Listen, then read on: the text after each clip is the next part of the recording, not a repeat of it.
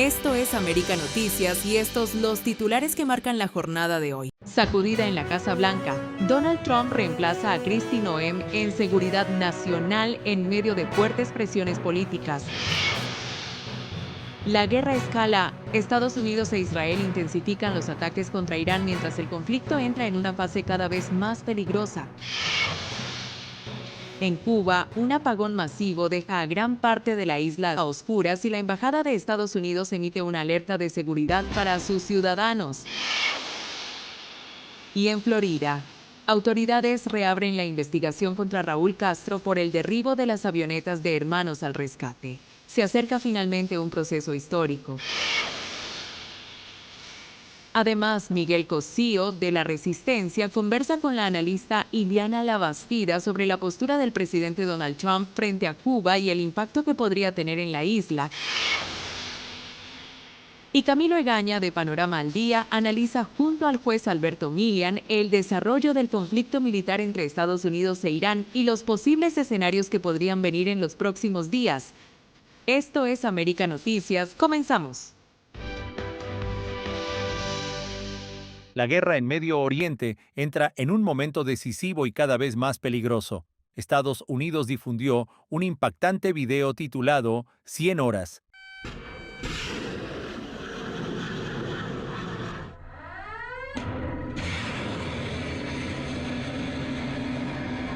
que resume los primeros días de la operación militar conjunta con Israel contra Irán, conocida como Operación Furia Épica.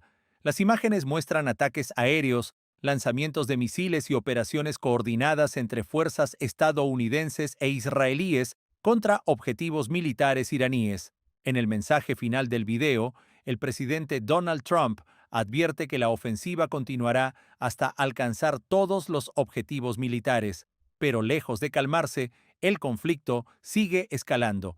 Altos funcionarios estadounidenses aseguran que la operación todavía está en sus primeras fases y que Washington se prepara para intensificar los ataques contra Irán en los próximos días. Mientras tanto, en el Congreso, legisladores republicanos bloquearon una resolución que buscaba obligar al presidente a pedir autorización antes de lanzar nuevas acciones militares. En el campo de batalla, los ataques no se detienen. Israel asegura que continúa bombardeando posiciones iraníes y objetivos del grupo Hezbollah en Beirut, mientras que Irán ha respondido con drones y misiles contra distintos puntos de la región. Mientras tanto, el conflicto comienza a afectar a toda la región. Irán lanzó nuevos ataques de represalia que dejaron heridos en Abu Dhabi, lo que aumenta el temor de que la guerra se expanda más allá de Medio Oriente. Al mismo tiempo, miles de personas intentan salir de la zona. Gobiernos y aerolíneas están organizando vuelos de evacuación, incluidos servicios charter para ciudadanos estadounidenses que buscan abandonar el área del conflicto. En paralelo, varios países europeos comienzan a involucrarse de forma indirecta. Francia autorizó que aviones estadounidenses utilicen bases aéreas en su territorio, aunque con la condición de que esas aeronaves no participen directamente en operaciones de combate contra Irán. Pero la gran pregunta ahora es hasta dónde puede escalar esta guerra. La Casa Blanca no descartó por completo la posibilidad de enviar tropas terrestres a Irán. No forman parte del plan para esta operación en este momento, pero desde luego nunca descartaré opciones militares en nombre del presidente de los Estados Unidos ni del comandante en jefe, y él sabiamente tampoco lo hace por sí mismo. Sé que ha habido muchos líderes en el pasado a quienes les gustaba quitar opciones de la mesa sin tener una comprensión completa de cómo podrían desarrollarse las cosas. Lo cierto es que el conflicto ya lleva 6 días de intensos ataques con misiles, drones, bombardeos y operaciones navales que se multiplican minuto a minuto. Y mientras Washington promete aumentar la presión militar, Teherán responde con ataques en toda la región. El resultado es un escenario cada vez más volátil, donde una guerra que comenzó como una ofensiva limitada podría transformarse en un conflicto mucho más amplio y peligroso para el mundo. Seguiremos informando. Soy Camilo Labastilla para América Noticias. Un nuevo terremoto político sacude a la Casa Blanca. El presidente Donald Trump decidió reemplazar a la secretaria de Seguridad Nacional, Kristi Noem, una de las figuras más visibles de su política migratoria. La salida se produce después de días de fuerte presión política, críticas en el Congreso y polémicas relacionadas con operativos migratorios y decisiones dentro del Departamento de Seguridad Nacional. Trump anunció que en su lugar nombrará al senador republicano Mark Wayne Mullin, quien asumirá el cargo a finales de marzo. El mandatario lo describió como un aliado firme de su agenda de seguridad y de su política de América primero. A pesar de su salida del poderoso Departamento de Seguridad Nacional, Trump no apartó del todo a Noem. La exgobernadora de Dakota del Sur será trasladada a un nuevo cargo como enviada especial para el llamado Escudo de las Américas, una iniciativa de seguridad regional que la Casa Blanca planea anunciar oficialmente en Florida. El movimiento representa uno de los cambios más importantes en el gabinete de Trump desde su regreso al poder, y refleja el clima de presión política que vive la administración mientras enfrenta crisis migratorias, tensiones internas y un escenario internacional cada vez más complejo. Por ahora, la pregunta que circula en Washington es clara: ¿se trata solo de un cambio de nombres o del inicio de una reestructuración más profunda dentro del gobierno de Trump? Informó Camilo Lavastilla para América Noticias. Un apagón masivo sacude a Cuba y Estados Unidos emite alerta de seguridad. Un nuevo colapso eléctrico volvió a dejar a oscuras a gran parte de Cuba. El apagón afectó a casi todo el occidente del país, incluida La Habana, y provocó que la Embajada de Estados Unidos emitiera una alerta de seguridad para sus ciudadanos en la isla. Según informó la sede diplomática, la falla ocurrió alrededor de las 12:41 de la tarde, cuando se produjo una desconexión del sistema eléctrico nacional que dejó sin servicio a varias provincias, desde Camagüey hasta Pinar del Río. De acuerdo con la información oficial difundida en Cuba, el corte se produjo tras la salida inesperada de la central termoeléctrica Antonio Guiteras, una de las plantas clave para la generación de electricidad en el país. La embajada estadounidense advirtió que no existe información clara sobre cuándo podría restablecerse el servicio y recordó que la red eléctrica cubana atraviesa una situación cada vez más frágil, con interrupciones frecuentes que se han convertido en parte de la vida diaria. El aviso también alertó sobre el impacto que tienen estos apagones en servicios básicos, desde el suministro de agua hasta la refrigeración de alimentos, la iluminación y las comunicaciones. Por eso, la sede diplomática recomendó a los ciudadanos estadounidenses que se encuentren en Cuba prepararse para cortes prolongados, almacenar agua y alimentos, mantener cargados teléfonos y baterías portátiles y contar con linternas y alternativas para equipos médicos que dependan de electricidad. Este nuevo apagón se produce en medio de un sistema eléctrico extremadamente presionado. En muchas zonas del país, incluso cuando no ocurren fallas graves, los cortes diarios superan las 40 horas, mientras que en algunas áreas de La Habana rondan las 15 horas. Actualmente, 7 de las 16 unidades termoeléctricas operativas están fuera de servicio por averías o mantenimiento en plantas que llevan décadas funcionando y que han recibido poca inversión.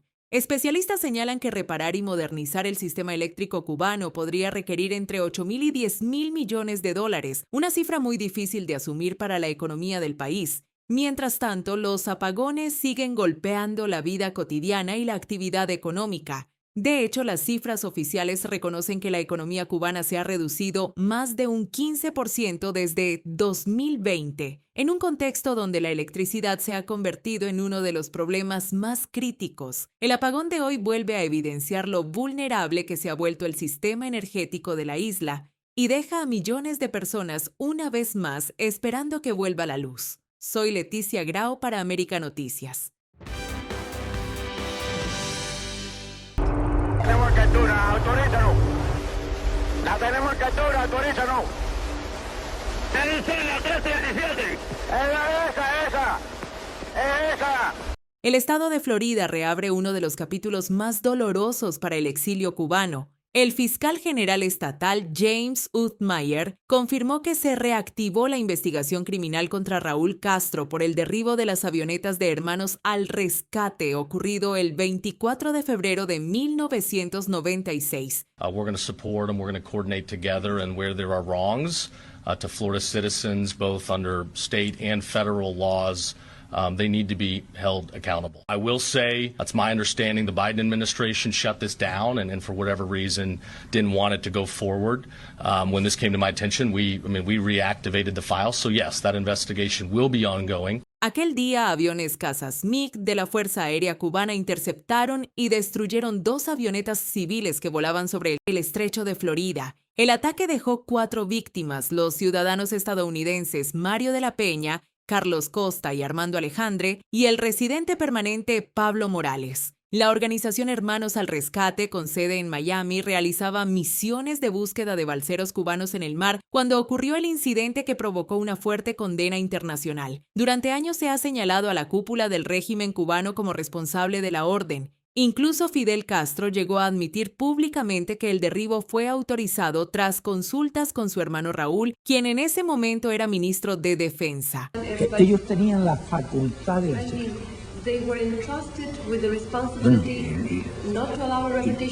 Y yo asumo la responsabilidad de eso. No trato de eludir en lo más mínimo la responsabilidad, porque realmente fueron las instrucciones en un momento de irritación realmente muy grande. Se le dieron a los pilotos. Florida ya había investigado a Raúl Castro anteriormente por posibles delitos vinculados al caso. Sin embargo, según el fiscal Uthmeier, ese proceso fue cerrado durante la administración del presidente Joe Biden. Ahora, con un nuevo escenario político en Washington, las autoridades estatales aseguran que existe una mejor coordinación con el gobierno federal para revisar nuevamente el expediente. El fiscal explicó que por ahora no puede ofrecer detalles de la investigación, pero dejó claro que el objetivo es determinar responsabilidades. Motivados por la creciente presión de la administración de Donald Trump a Cuba, los 3 congresistas de Miami de origen cubano, María Elvira Salazar, Carlos Jiménez y Mario Díaz Balart, también han pedido este año que el Departamento de Justicia impute a Castro. 30 años después del ataque, la reapertura del caso vuelve a colocar sobre la mesa una vieja demanda de justicia para las familias de las víctimas y para la comunidad cubanoamericana en el sur de Florida. Seguiremos informando. Soy Leticia Grau para América Noticias. ¿Sabe cuántos cubanos están presos en este caso? Más o menos 4 cubanos. ¿De Matanzas o de La Habana? De La Habana. Yair Ortiz, miembro de la organización Camino a la Democracia Pacífica de Cuba, que integra a los 10 panameños detenidos el pasado 28 de febrero en la isla, acusados de presunta propaganda contra el orden constitucional, dijo a Martín Noticias que también estarían arrestados por este caso al menos 4 cubanos. Todo el panameño está volcado a esos 10 panameños que están allá. Y también hay cubanos presos que nos brindaron su mano amiga, dándonos dirección, prestándonos un automóvil, porque estamos haciendo una buena obra, una obra de caridad. Este joven panameño reveló que fueron 20 los panameños del grupo Camino a la Democracia Pacífica de Cuba, que lidera el activista cubano Mauricio Betancourt, los que viajaron a la isla en 3 grupos. Estamos aquí desde las 6 de la mañana repartiendo comida, hemos ayudado a más de 50 familias. Ya se nos acabaron los alimentos, tenemos poca bolsa para los niños. Ortiz estuvo en el que fue a entregar ayuda humanitaria. Sí.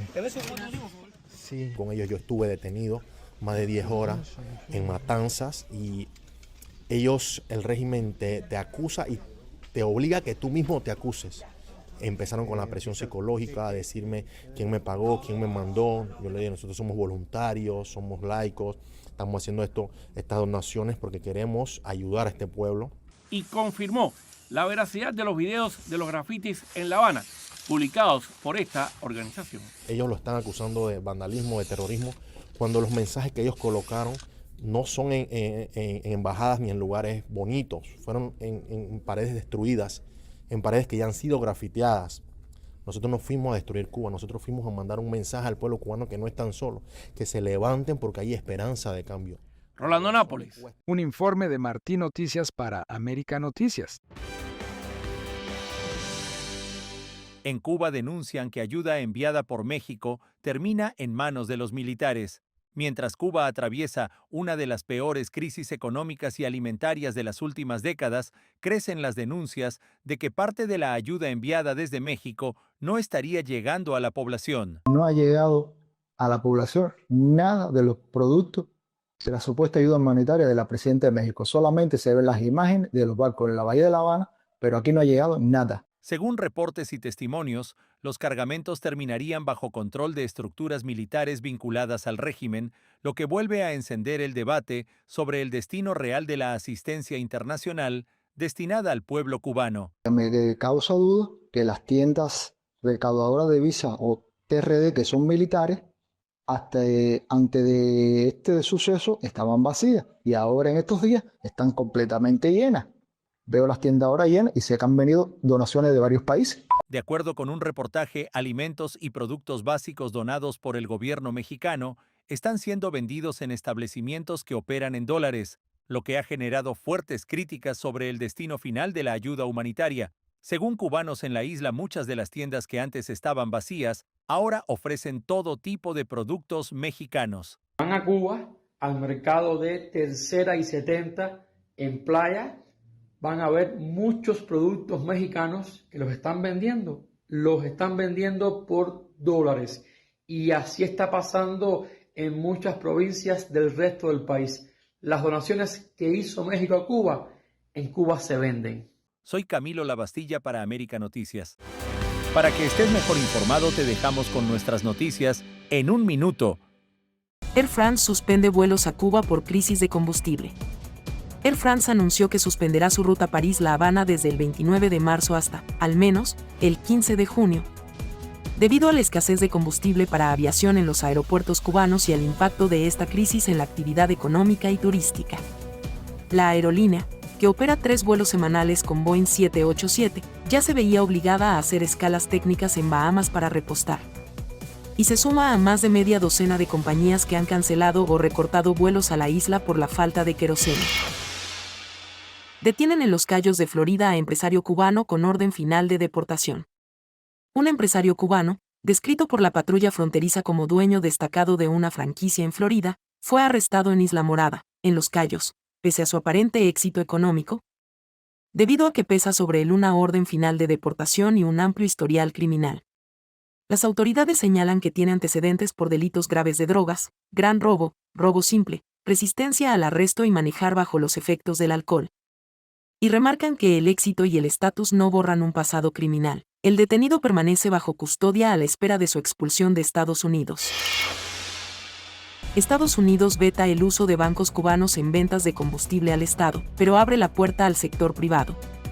Según nuevas directrices de Washington, las empresas que vendan combustible a Cuba no podrán usar bancos estatales cubanos ni canalizar esas operaciones hacia entidades controladas por el gobierno, lo que en la práctica bloquea las compras directas del Estado. Al mismo tiempo, el Departamento del Tesoro y el Departamento de Comercio aclararon que la venta de gas y otros productos petroleros a ciudadanos y empresas privadas cubanas sí puede autorizarse, incluso sin licencias específicas, siempre que el destino real no sea el aparato estatal.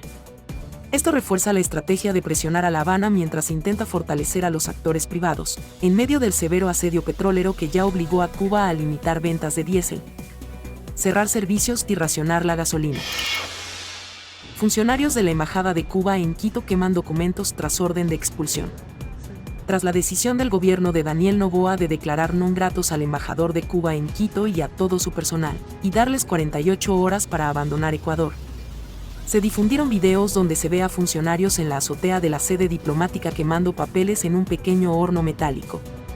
Noboa publicó las imágenes con la frase parrillada de papeles, insinuando destrucción de archivos sensibles, lo que elevó aún más la tensión diplomática y provocó críticas del expresidente Rafael Correa, que calificó la expulsión de los cubanos como una decisión irresponsable. Estamos de regreso en América Noticias junto a La Resistencia con Miguel Cosío. ¿Qué hay de nuevo en relación a Cuba y este tema de NOTAM? Bueno, a ver, Cuba en el mes de febrero anunció este año, como dice todo el mundo, como estamos viviendo cosas, momentos, noticias tan cruciales, tenemos la impresión de que se nos va muy rápido. Ya estamos en marzo. En el mes de febrero, Cuba había anunciado que por espacio de un mes los aeropuertos de la isla no tenían disponibilidad de combustible para abastecer a los aviones de las diferentes aerolíneas que volaban a la isla. Se esperaba entonces, bueno, después de ese anuncio de que iba a ser hecho en febrero durante un mes, pues ya este mes que comenzó debía darse el aviso de que esa suspensión supuestamente temporal iba a cesar. Sin embargo, en el día de hoy, alrededor de las 9, 10 de la mañana trascendió la información de que la suspensión Cuba la está extendiendo hasta el 10 de abril y va a continuar esa crisis, esa severa crisis va a continuar, que algunas personas objetan y algunas personas consideran que no es el método apropiado para asfixiar a la dictadura porque entienden que es el pueblo el que se está afectando mayormente, pero es que aún sin esa prohibición y ese bloqueo decretado por el gobierno de Estados Unidos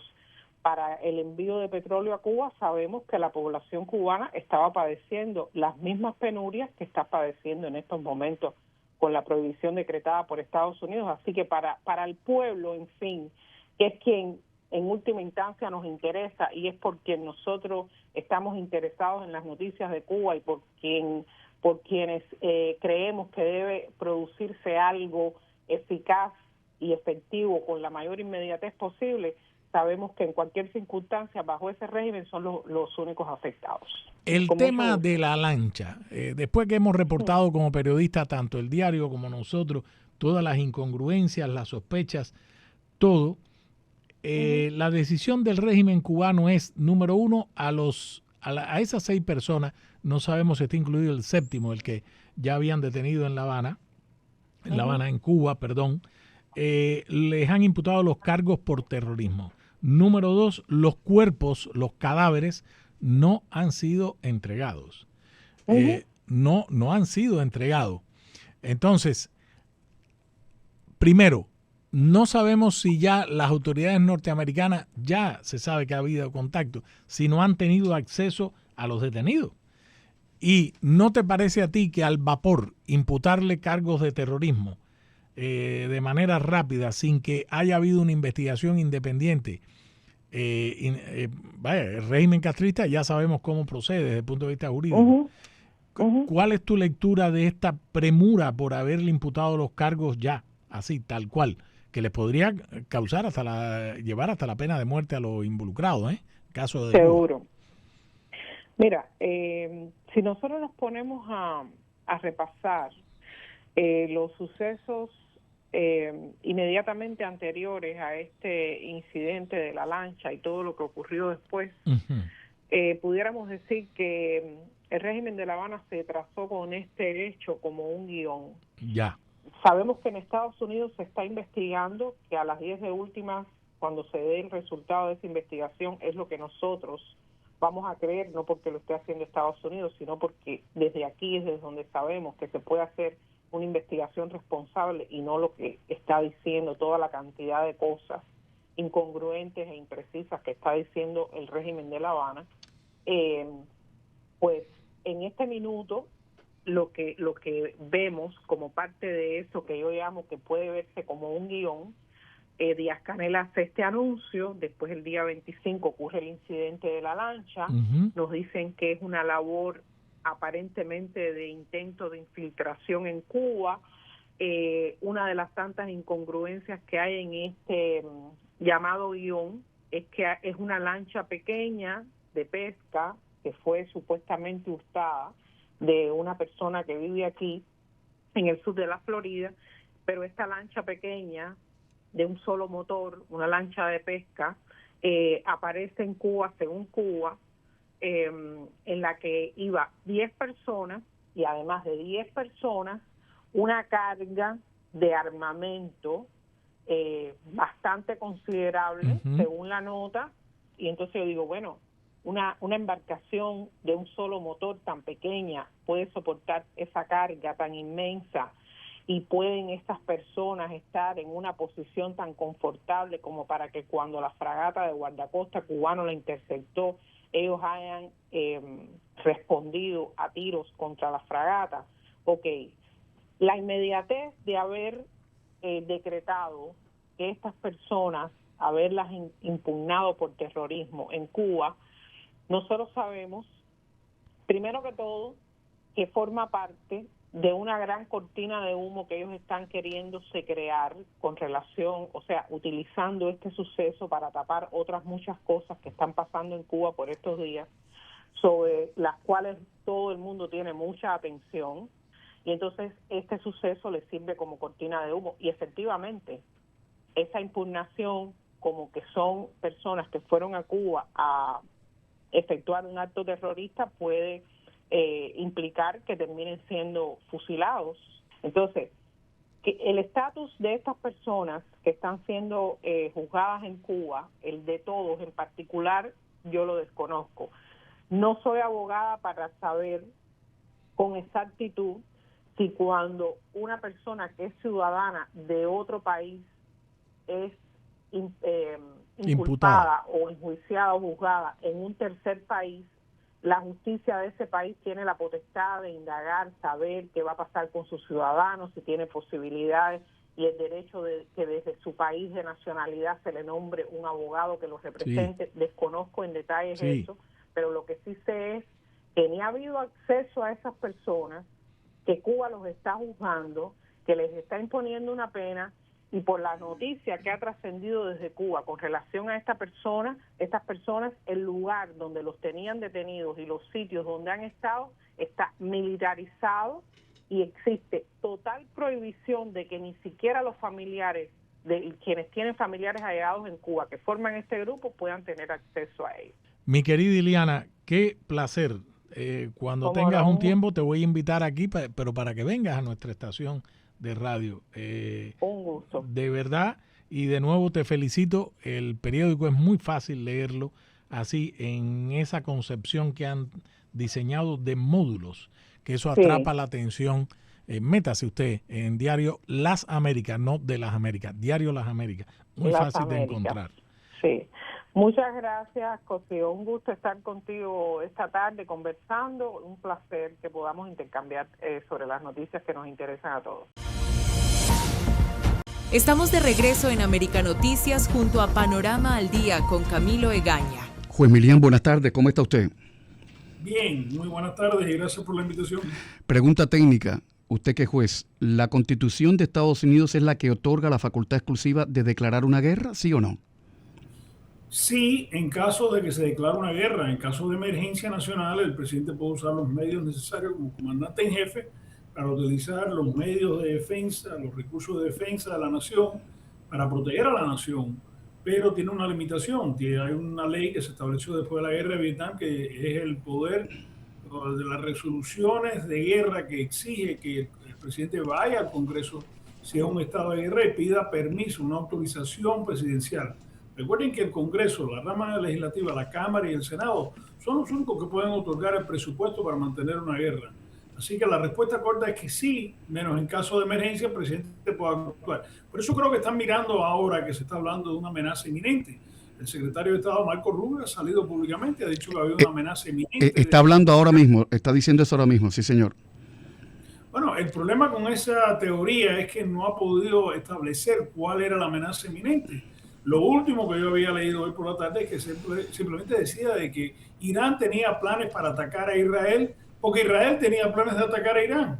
Eso no es una amenaza inminente para la seguridad nacional de los Estados Unidos de América. En resumidas cuentas, los Estados Unidos de América no tiene obligación, quizás moral, pero no tiene una obligación legal, un tratado para ir a defender al Estado de Israel, aun si eso fuese verdad. Así que yo creo que el argumento político es muy frágil, muy débil en este caso para justificar la acción militar que se ha tomado en este caso. Atención, el Comando Central de Estados Unidos acaba de confirmar que el número de muertos por el ataque contra soldados estadounidenses en Kuwait aumentó a 6. Señor Milián, el secretario de Defensa, Pete Hegseth, asegura que Irán no será una guerra interminable, pero el Pentágono dice que llevará tiempo alcanzar los objetivos de esta operación. ¿Será una guerra prolongada y cómo la va a asumir el pueblo estadounidense? Bueno, como dijo un gran general americano, el enemigo siempre tiene un voto en estas decisiones. Es decir, el enemigo tiene su voz, tiene sus recursos, tiene su voluntad en momentos de guerra. Y eso es una contradicción interna, porque el mismo presidente ha dicho que esta guerra puede durar 4, 5, 6, 7 semanas. Él no ha precisado hasta qué punto. Normalmente una guerra se pelea hasta que se logren los objetivos estratégicos. Los objetivos estratégicos en este caso no se han definido bien por la administración y el presidente, y también hay una contradicción interna. Primero se dijo que esto era para, o lo dijo el presidente, que esto era para un cambio del régimen. Por el otro lado, el secretario de Defensa ha dicho que no, esto no es para el cambio del régimen. Sin embargo, siguen hablando de cambiar el régimen.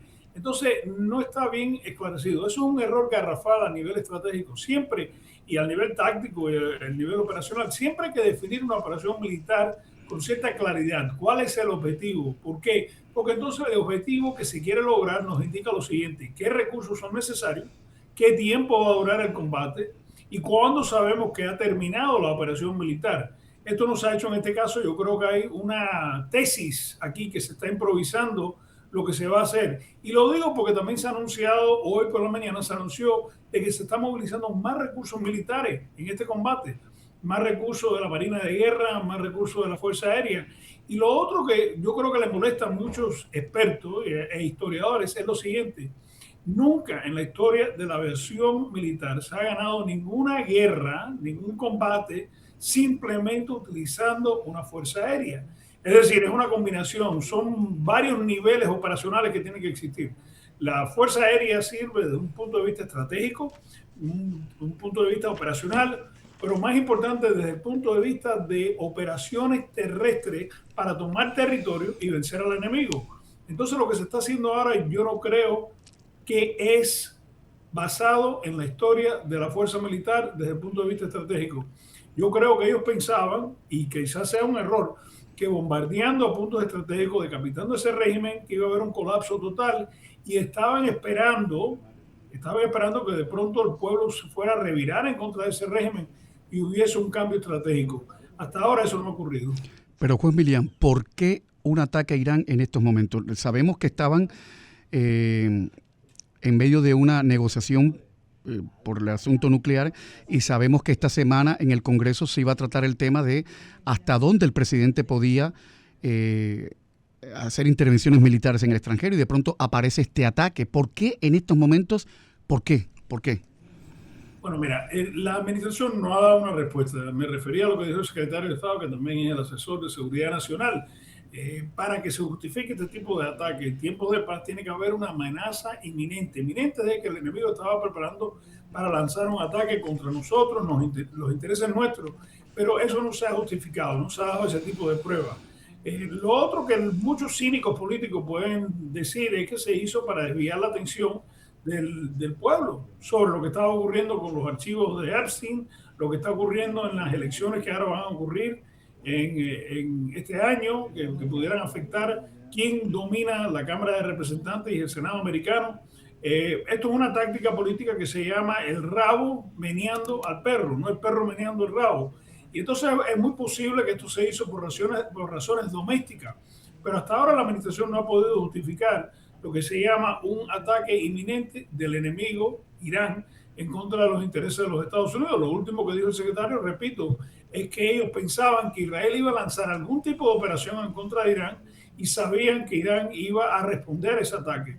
Pero yo no creo que el pueblo americano va a aceptar eso como una justificación, porque ir a la guerra es algo que los Estados Unidos se siente agotado en este momento. El presidente ganó con una plataforma prometiendo de que iba a hacer la paz, no crear nuevas guerras, no iba a crear guerras interminables. Y ahora estamos mirando a una situación que el mismo presidente dice que esto pudiera durar 4, 5, 6 semanas o más largo todavía. Así que yo creo que esa pregunta, los buenos periodistas como usted y los buenos historiadores se van a estar haciendo por largo rato. ¿El ataque a Irán podría mejorar el índice de popularidad del presidente Trump? Casi siempre cuando un presidente enfrenta algún tipo de amenaza en el exterior o contra un enemigo extranjero, siempre de momento mejora el apoyo popular, porque en resumidas cuentas todos somos americanos, todos vivimos aquí, ninguno queremos ver a este país sufrir ningún tipo de derrota económica, política o militar. Pero de largo plazo, las preguntas que ustedes están haciendo, las que está haciendo usted ahora, por ejemplo, yo creo que el pueblo va a empezar a decir, ¿y por qué ahora? ¿Y por qué tenemos que sacrificar sangre y dinero americana para lo que está ocurriendo. Sin embargo, no había una amenaza inminente en contra de los Estados Unidos. Además, nosotros tenemos muchos intereses a través del mundo entero. Hay intereses en este hemisferio, hay intereses en el Pacífico, hay intereses, por ejemplo, en el caso de Taiwán. Entonces, yo creo que de corto plazo sí va a ayudar la popularidad del presidente, como siempre ha ocurrido históricamente, pero de largo plazo yo creo que perjudica a la administración. El presidente Trump declaró en junio pasado, después de un ataque militar contra ciertas instalaciones nucleares en Irán, que el programa nuclear iraní había sido eliminado. Esa es la palabra que usó, eliminado. Que las instalaciones habían sido arrasadas. Estoy citando textualmente. ¿Realmente qué queda del programa nuclear de Irán y qué amenaza supone? Porque ahora se está hablando de, unos dicen en la Casa Blanca, cambio de régimen, otros dicen no es cambio de régimen, es acabar con el programa nuclear iraní. ¿Quiere decir que en junio no se arrasó ese programa nuclear? Bueno, mira, la Agencia de Defensa de Inteligencia, que es la CIA o la Agencia Central de Inteligencia del Departamento de Defensa, el director en ese momento emitió un informe que decía que se había dado alguna desventaja para el desarrollo de armas nucleares, pero que no se había borrado, como había dicho el presidente. Ese señor, ese general de 4 estrellas o de 3 estrellas fue despedido por el presidente precisamente por la contradicción a lo que dijo el presidente. Yo creo que la historia ha demostrado ahora que eso fue una exageración. Yo creo que los profesionales, los analistas de inteligencia estaban correctos en lo que declararon en aquel momento. Y obviamente el problema de tratar de eliminar una amenaza de esa índole, de cualquier índole, simplemente utilizando fuerzas aéreas. Vuelvo a regresar a lo que dije originalmente. Recuérdate que durante la guerra de Vietnam los Estados Unidos dejó caer más toneladas de bombas en Vietnam del Norte que durante la Segunda Guerra Mundial. Sin embargo, no se pudo derrotar a ese enemigo porque no se conquistó territorio terrestre, no se invadió a Vietnam del Norte. Entonces yo creo que eso fue una exageración o fue una mentira. Lo que se está haciendo ahora es algo que Bibi Netanyahu, el primer ministro de Israel, ha querido por mucho tiempo, es decir, tratar de cambiar el régimen decapitando a la dictadura que existe y existía en Irán. El problema con eso es lo siguiente: las dictaduras casi siempre tienen planes de repuesto. Es decir, es como arrancarle la cabeza a una especie de animal que va a resucitar de pronto. Y va a resucitar porque la economía de Irán, como la de Cuba, por ejemplo, está controlada por los militares. Es decir, es una gran mafia. Y decapitar a un capo, a un jefe, a un don de la mafia, no va a acabar con la organización. Entonces yo creo que eso fue un error, fue una mentira, o fue las dos cosas. Pero en este momento lo que estamos viendo es que tenemos un enemigo que sí ha dicho públicamente que no va a negociar con los Estados Unidos y tiene la capacidad para resistir. Con 93 millones de personas que viven en Irán, con los recursos militares que tienen ellos, yo no te digo que ellos le puedan ganar en una guerra abiertamente a los Estados Unidos o a Israel, pero sí pueden fomentar actos de terror, sí pueden fomentar actos de sabotaje, sí pueden crear una situación muy inestable que pueden pasar varias cosas. Se crea un vacío en la autoridad que tiene el régimen central o centralizado. Entonces, en ese momento puede establecerse una dictadura militar o se puede establecer una guerra civil, que eso perjudica a los Estados Unidos y a nuestros aliados en la región. Por último, juez Milián, el secretario de Estado Marco Rubio, en su conferencia de prensa, acaba de decir que la operación militar de Estados Unidos contra Irán tiene como objetivo, y cito textualmente, eliminar la amenaza de los misiles balísticos de corto alcance. Ya no se habla de cambiar el régimen. Yo me pregunto, la gente que ha sido represaliada en Irán, las víctimas, las familias de esos 30.000 muertos que han sido ametrallados y masacrados en las calles pidiendo democracia, ¿van a aceptar esto? De que sea una especie de gatopardismo, de que se queden estos clérigos musulmanes que viven en el medioevo. Le contaba yo a los oyentes que algunos de estos 88 clérigos que tienen que sacar ahora, seleccionar al nuevo ayatolá, algunos se precian de no saber usar una computadora. ¿La gente en Irán estarán de acuerdo con eso, en dejar a esos subnormales después que ellos han puesto la sangre en las calles? En momentos de guerra el enemigo tiene un voto, es decir, es un participante de lo que está ocurriendo. El pueblo de Irán en este momento no tiene voto. También me refiero a lo que ocurrió en Venezuela. Claro. Obviamente la oposición en Venezuela no ha tenido voto. No se ha permitido encontrar un paso para llegar a la democracia. Yo no creo que la estrategia de esta administración es buscar democracia ni derechos humanos. Eso nunca está citado en los documentos sobre estrategia nacional de esta nación. Así que la respuesta es no tienen votos, van a tener que aceptar lo que se vaya a hacer en este momento y lo que nos indica este cambio de objetivos estratégicos. Nos está indicando que se está improvisando demasiado. En un momento se habla de eliminar la tecnología nuclear que pudiera desarrollar Irán. En otro momento se está hablando de los cohetes balísticos. Después el presidente habló de cohetes balísticos intercontinentales. Ahora el secretario de Estado está hablando de cohetes balísticos de corto alcance. De corto alcance.